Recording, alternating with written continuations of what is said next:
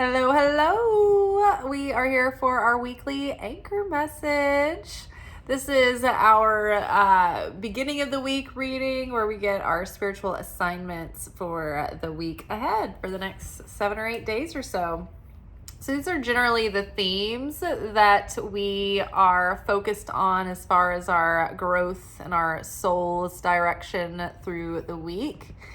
And then on like middle of the week, we do an alchemy message where we unpack the work and how we're approaching our weekly lessons.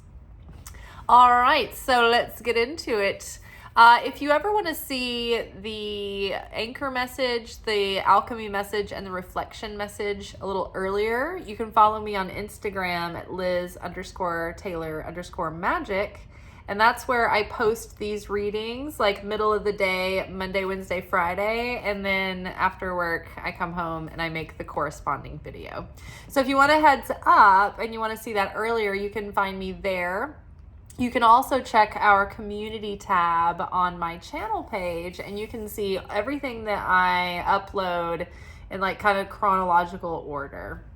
It's a really good place to like be able to go back and reference the pictures for the readings that we talk about, because there's a lot of symbolism going on within each card.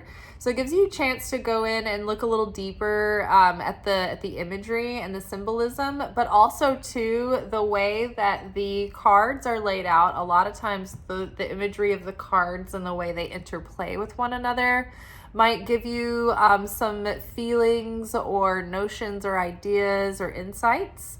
And as well as the items that I choose to incorporate into the scenery of the reading, it's not just cute.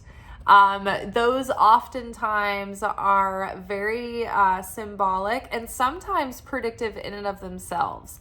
And usually like the way that I will choose what goes into the picture as far as props, I'm like given direction, right? So my inner voice will tell me, go grab this book. Sometimes it'll just say like, go stand around that bookshelf, and then I will. And then like I'll notice a book, or I'll be told to like, go grab that book. And then I just kind of open it randomly. And usually those are the pages that I end up using. And it's so funny because once I kind of arrange the image, I'll look closer at the text on the page, and sometimes I am taken aback by how like directly the text will be commenting on the actual reading itself. So that always is really, really fun, I think. And then a lot of times too, when I choose like the song or something on a short, that will be given to me to use that song. Or like I used to make show flyers every day for each episode, and basically it would be like this arrangement of a cartoon of using GIFs and stickers. I would like create these like miniature micro cartoons, and there would be certain songs that I would be told to use for those. So I think it's really interesting. I think that's another way you can use that channel page as like a resource on the community tab. All right, so from the wild unknown archetypes, we have the self, followed by the seed, followed by the mirror. Notice the repetition of form here with the pearl on both of these. And also we've got the moon here. So we've got this little circle or a sphere, a continuing theme. We've got the moon. Now, pearls are from the sea, right? And the ocean is associated with the moon. I don't know why, I just wanted to point that out. And so underneath the self, we have death. Underneath seed, we have 6 of Wands. And underneath the mirror, we have the Lovers.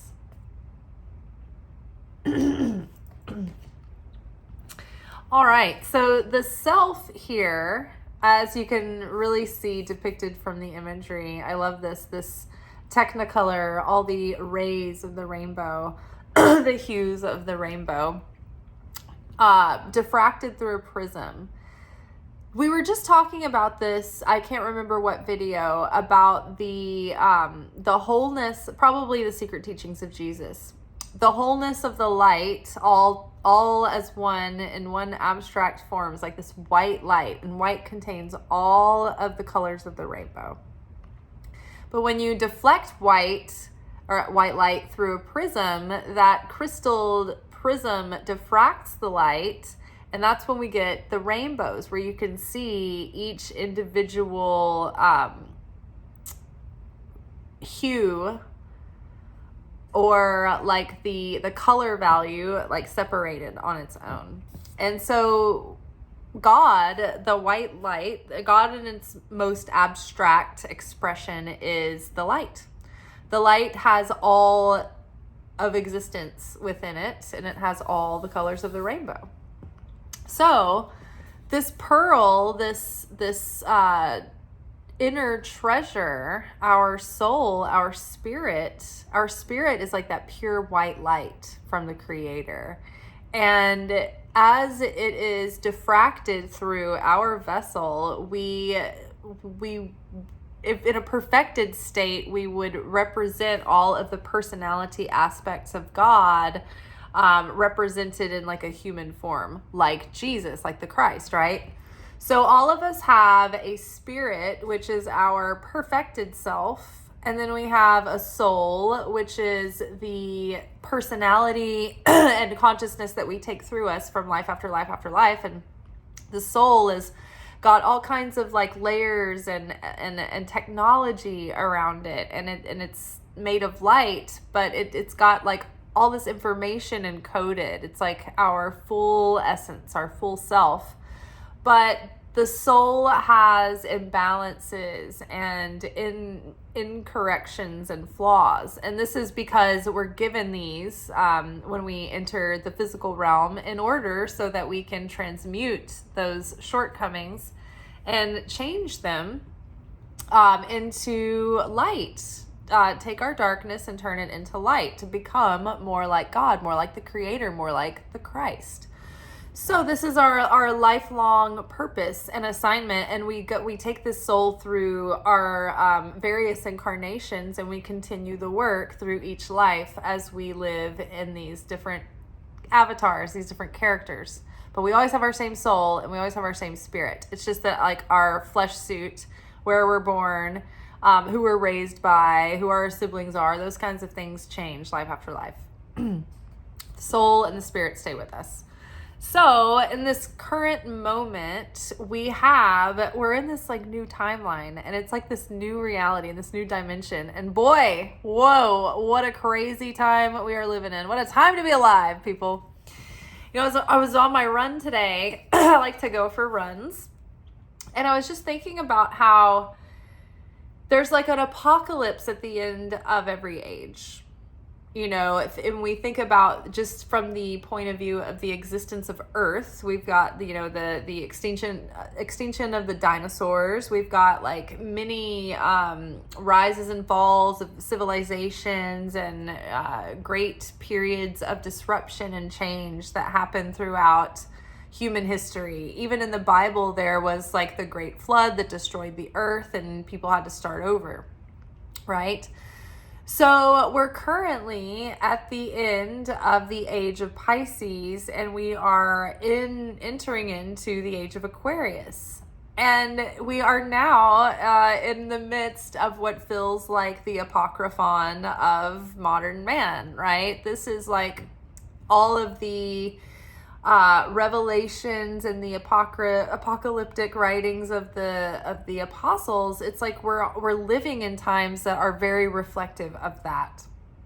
So we're living at the end of an age, but I don't think that the world is just going to disappear. We're going to be like necessarily like raptured out of this physical realm, because I think from what I remember, we still have another 1,000 years after this like face off between good and evil anyway. So it's like I think we're at this an apocalyptic moment where we are transitioning humankind into a new age, the age of Aquarius. And so we're going through those growing pains where we are transitioning from one era, one age that has just died, and we left that timeline behind, into a new era, into the age of Aquarius, into a new age where we are moving forward, up-leveled, right? We've left behind our lesser selves of the past.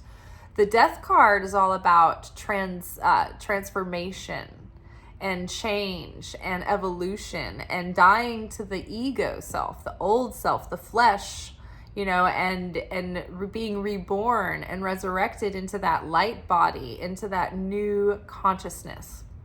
And so that's what's happening now, this new timeline. I mean, we've got all kinds of crazy things going on. The thing that is most fascinating to me are all the videos of the UFOs and the drones and the orbs and the plasmoids. It is like, what if we're moving into like the age of Aquarius is like Star Wars? What if we're like about to live like in Star Wars? Somebody put this post up today. It was like a picture of an old 1980s movie marquee, and it had all of these like summer blockbuster hits. And the question to get everybody commenting was like, which one are you going back to see? And it was like, one of them was RoboCop, one of the options. And I commented, we're actually living RoboCop. People were like, ooh. Yeah, it was like a profound statement, but people agreed. They were like, oh my God, it really is. And I didn't really think about it until now. And now I will never unthink about it again. And I'm like, it's right in front of us. So people, like, this is so crazy. So yes, we are in this new timeline, and we have already been prepared to be like our higher selves in this timeline. But I think we thought, we were just like finally going to get to like achieve some goals and like live our best life, like do the damn thing. And we didn't realize that we would be required to be our higher selves in order to survive and to save the world. It's a requirement. It is not a luxury. It is not an option. It is not like this fun detail of the new timeline. It's required. We need to be in our absolute higher consciousness, our super consciousness, so that we can access the realm of miracles. Now, today's energy, when I'm recording this video, corresponds with the portion of the Torah that talks about the Israelites making their passage through the Red Sea. And so where we are in that story is they have done their exodus, they've left Egypt, and now they've got their backs to the Red Sea. The Egyptian army is closing in on them. So it's like certain death from every side. And so this lesson is showing us how to open up actual miracles where we can make nature change for us, parting the Red Sea. And what is required, the Israelites literally had to look and say, okay, it's death or death. So I'm going to do an act of faith. And they walked into the water of the Red Sea, and they were up to their nose. They were past their nose where they could no longer breathe. And they had to choose with certainty to continue walking. What other choice did they have, right? But it wasn't until they got up to their noses that they were that fully committed, they were that in, that the seas parted and opened for them to walk through. So that is today's energy. It's how to access the upper realms where the miracles come from, which is called Atika Kadisha. So this is a very high place where we should ask for miracles to come from there. But in order to access that place, for our prayers to get that high, to open those gates, we have to be acting in faith, acting in certainty, and dying to our fear, dying to our doubt, dying to our scarcity, dying to our insecurities, dying to our grudges and unforgiveness and entitlement and selfishness and the desire to receive for the self alone, and our tendency to be in effect consciousness and be reactive and be in reaction and being unlike the creator. We are dying to those aspects of self, and we are stepping into the shoes of the higher self, right? So we are now like feeling ourselves beginning to really embody that, and we are getting more clear and more clarity around the aspects of the self that we have to leave behind that are undermining our progress. So these aspects of self could be like emotional wounds from the past, or like ways that we might be impulsive or too quick to make a decision, or, you know, too fast to judge something, too fast to give up. Whatever our impulsive nature that has no discipline, no restriction, no self-control, all of those ways that we might take action from that might lead to like destructive consequences, or actions that work against us, behaviors, reactivity that works against us. It's like we're seeing that so much more clearly. And we're able to at least practice enough self-control, we're learning to slow down and to hopefully just pause, so that we can, instead of being in a reactive state, we can pause and be in a sovereign state where we can actually use our free will and choose consciously. So this is an awakening of that self, that higher self, and a dying away of that old self. And I think that we're seeing now, like, the old timeline stuff when it's coming up, the old behaviors, the old storylines, all the old timeline stuff, when we're seeing it now, we're like, ooh, it really doesn't resonate. You know, we're seeing that the benefit, and we're feeling the truth of a higher way. It's like I'm using this example a lot, but I've been trying to go back and rewatch Sex and the City, and I'm sticking with it because it's so hard to watch.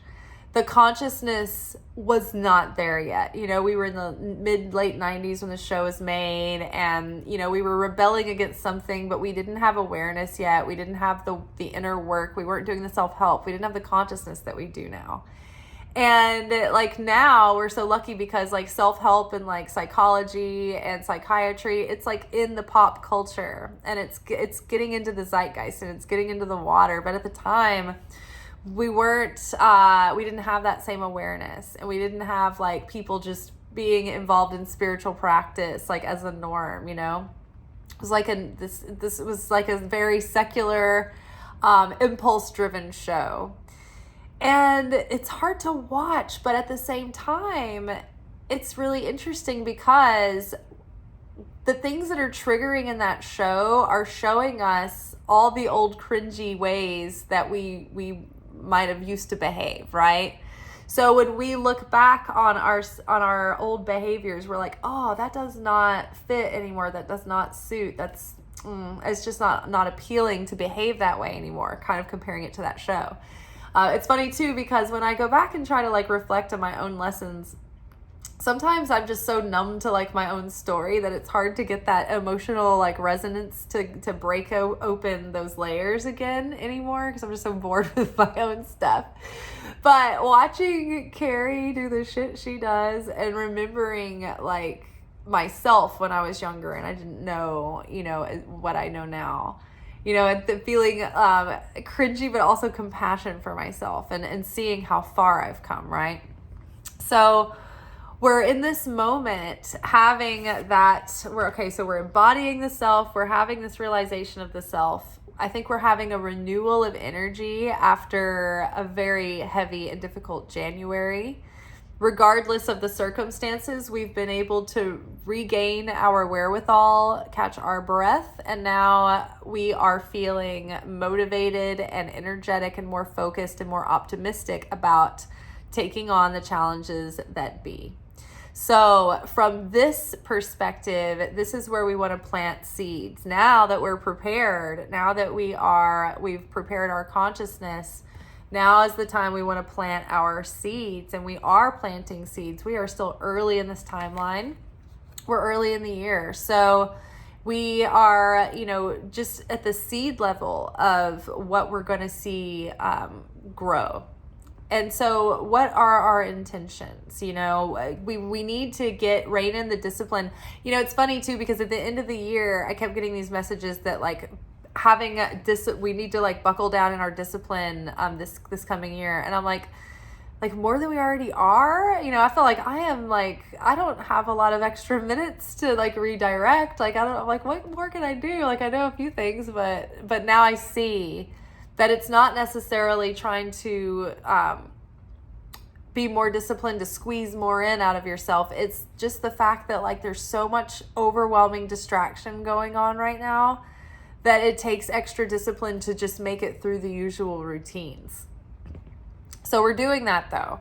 We have 6 of Wands paired with the seed. So 6 of Wands is victorious energy. It's persevering. It's like feeling like, all right, I'm ready. It's pep rally energy, right? But this is like, we're more than likely going to win the championship energy. And then we do. It's like we're making it. We're pushing through. We're persevering. We've got moxie.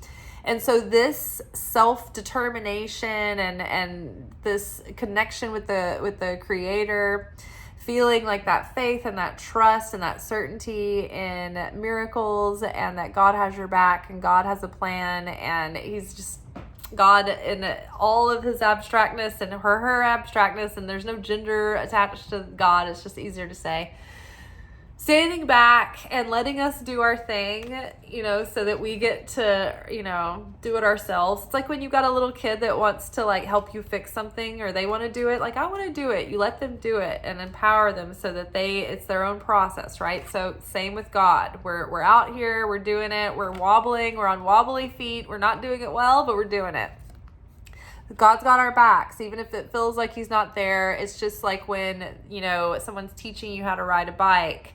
They're behind you and you're wobbly and the training wheels have been taken off, but you're doing okay. They're ready to catch you, but they're not going to catch you if they don't need to. So we're planting seeds from that consciousness of victoriousness, from excitement, from invigoration, from passion, from optimism, from love, from sharing. And so those seeds will be blessed to flourish. Now, the mirror here is all of these conditions that are so extreme and intense right now. It's like they're holding up this mirror to us to show us, okay, what is left in me that is easily triggered? What do I need to work on? What do I need to fine tune in order to really tap into my potential and really start to embody this higher self? What is still in me that's causing me fears, that are causing me to make impulsive actions and reactions and decisions? What insecurities are in me that are causing reactive behavior and affect consciousness? What selfishness is there preventing me from being a better vessel of sharing and caring for others? So we're really looking at it all, right? Where do I have self-defeatism? Where do I, get the ball going and then drop the ball? Where do I, self-sabotage or pick fights when everything's going well? Think about like whatever's coming up right now, where the intensity, like the universe is putting all kinds of pressure. It's like, are you going to crack? Are you going to crack? And the society is putting all kinds of pressure on, all people, but specific probably groups of people. Just like, are you going to crack? Are you going to crack? No, we are not. But thank you for showing me. Thank you for putting the pressure on me so I can feel that animalistic nature coming up in me, that reactive nature, but also we can harness and refine that, so that we're not fighting against ourselves, but we're fighting for something, and we're fighting for each other, and we're taking that energy and putting it into determination and resilience and creativity and proactiveness, right? And so we're being seen all these ways that we might have had limiting beliefs or self-sabotaging, so that we're not making reactive choices and making reactive decisions that are going to snowball into making more chaos and sending us down the wrong path. But we've got the Lovers here with the Mirror. The Lovers card is about tuning inward to divine guidance to make choices that are made from the heart. So right now we're coming to a why point and we're faced with these choices. Do I go down the path that has been well traveled and well laid? Do I go back to my old behavior? Do I fall back into those self-defeating tendencies? Old timeline, the devil I know. Or do I pause and choose, okay, I'm not going to be driven by fear and by the old impulses of the old timeline. I have a new reality that I can create and I can choose. And in this reality, I'm going to be led by my spirit, by my soul in that direction, listening in and into my deepest heart of hearts. Where am I being guided? And I'm going to make my choices based on that divine guidance, on love, on sharing, on creativity, on enjoy, and I am going to build a life that is reflective of that higher self and that higher destiny, right? And that uses my gifts and potential to share with the world and to share with others. So it's like we're at, this fork in the road where we're really having to choose to go into the direction of this new age, this new era, where Aquarius is asking us to start thinking less about ourselves, right? Old timeline, preparing for it to be that higher self. It was all about my dreams are going to come true. Now we're like, dreams, yes, we need to keep working on these, but recently we've had such huge challenges as human people, with natural disasters, with aliens in the sky, with uncertainty in politics. It's just like, So we have immediately had to switch into thinking in terms of all of us together. What is the greatest good for all? How are we thinking in terms of, how we treat our neighbor? Doing things for the sake of the greater good and for mankind, not just for the self alone, right? Aquarius can be so cerebral and like up in their head that sometimes they can lack compassion, but at the same time in their higher octaves, they are more about humanitarianism and taking care of the collective. I need to stir my soup really quick. I don't want it to stick.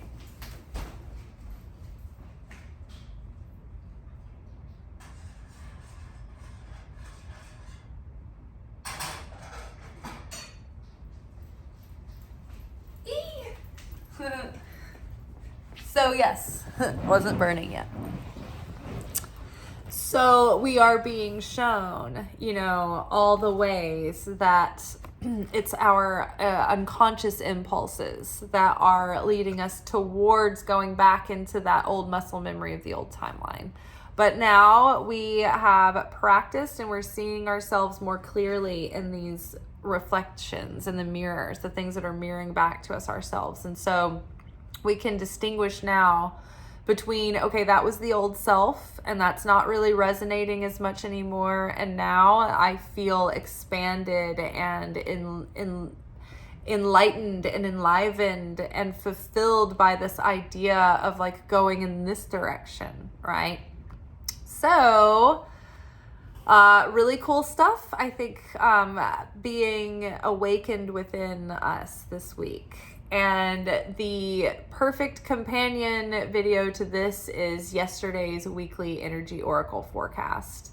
It really sets us up for the week. And I think a lot of interesting seeds can be planted this week. And this week is all about really solidifying in that higher consciousness that we're coming into now. And moving away from that former consciousness. So this is when the seeds are being planted. All right, you all. We will be back tomorrow for our weekly manifestation oracle message. Until then, may peace be with you. Ciao.